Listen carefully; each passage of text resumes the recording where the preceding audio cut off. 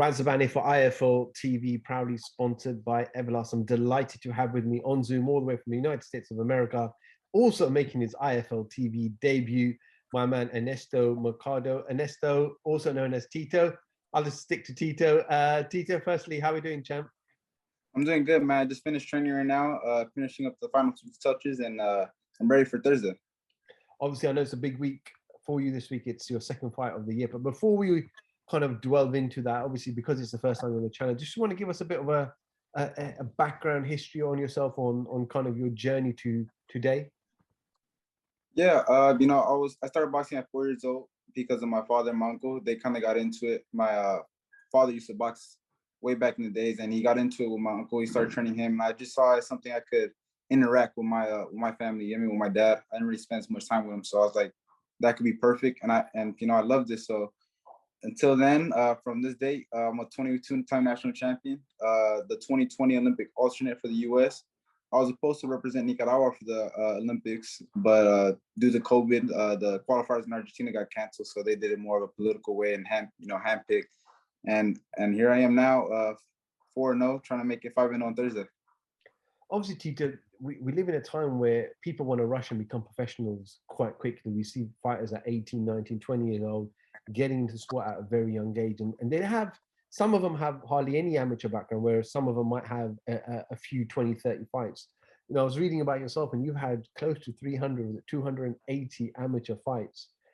Surely stuff like that, like we look at Lomachenko, he had 300 plus fights and he was a world champion in his first few fights. So do you feel like that's going to keep you in steady grounds in the professional ranks?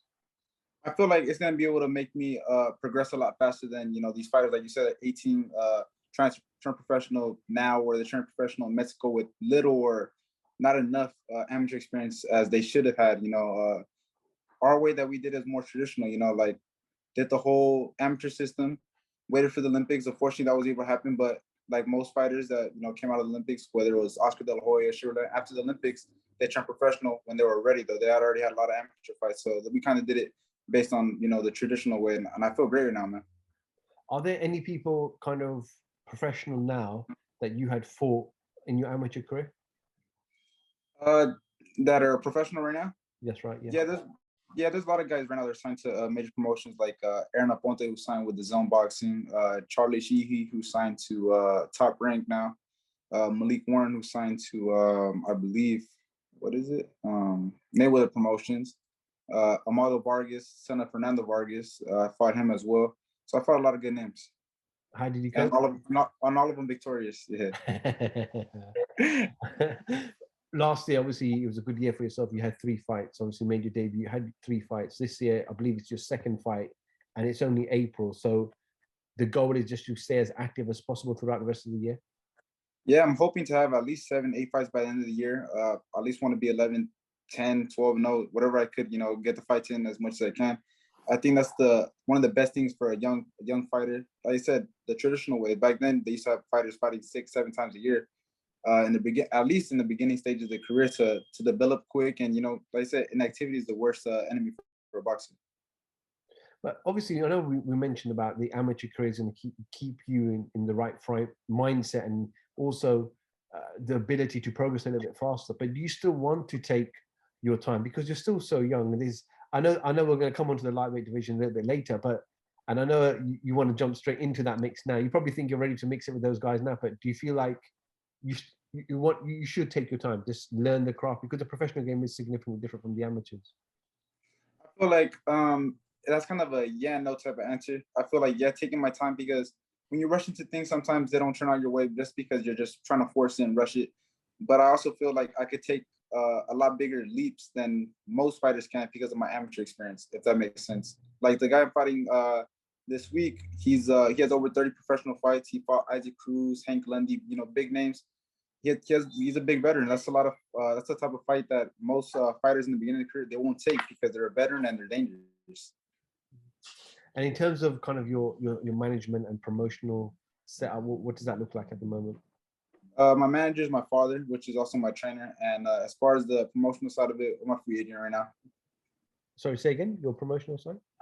I'm a free agent right now. Yeah, okay. So you wanna impress and let them throw money at you first.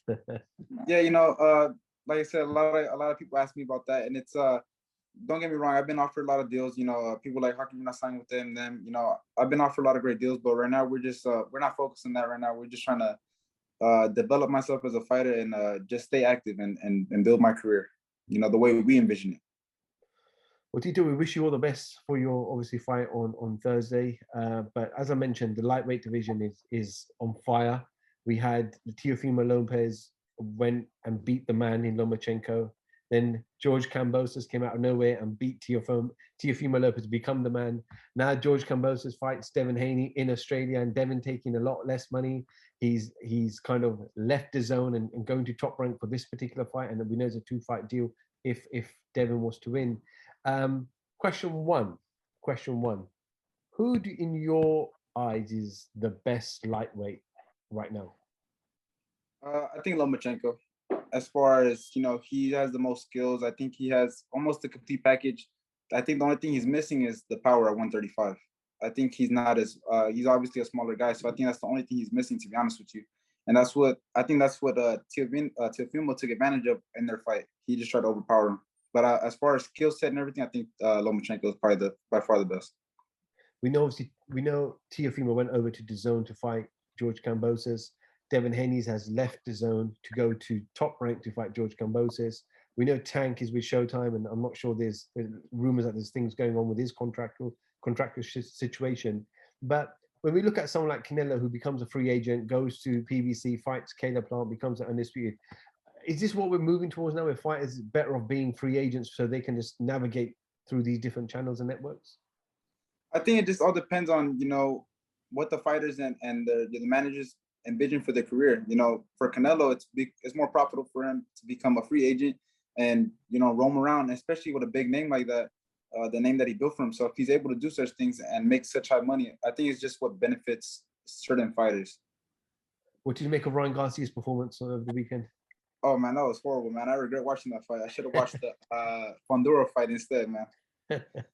I think that he's very overhyped. I think he lacks a lot of things. I mean, as far as him calling out guys and not fighting him, as he stated in the interview after saying he's not gonna do that no more because he knows what he's been doing. I think that he should take a step back and really, actually, instead of focusing so much on social media, actually work on his skills because it's. I bet you right now, everybody in the lightweight division, including myself, we were watching that fight, and I was getting excited. I was like, man, I want to take that fight. That fight looks real vulnerable right now, and that's the type of thing that he has to really work on right now.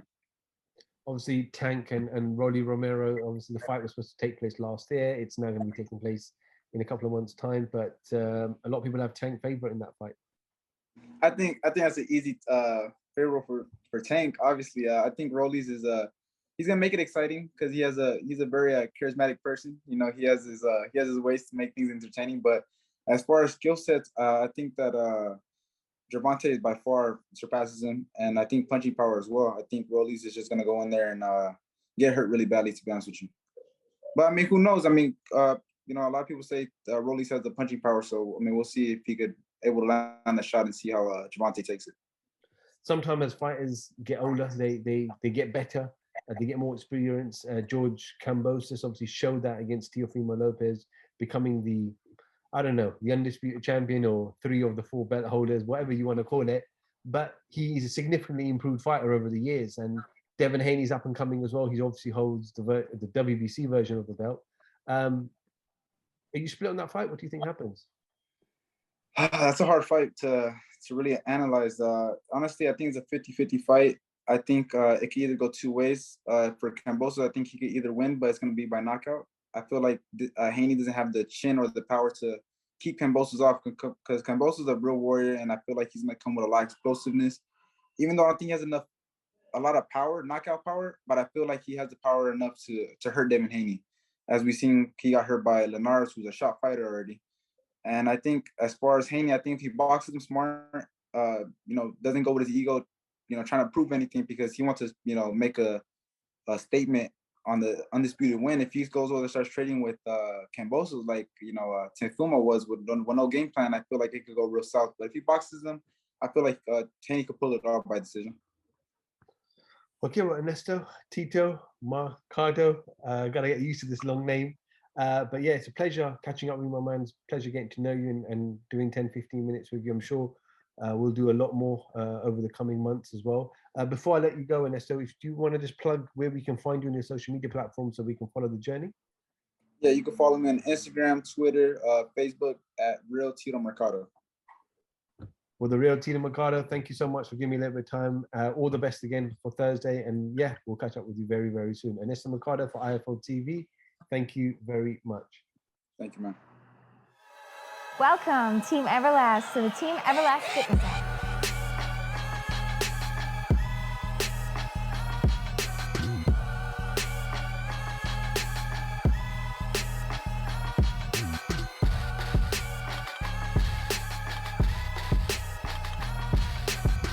Download the Everlast Fitness app and find your greatness within.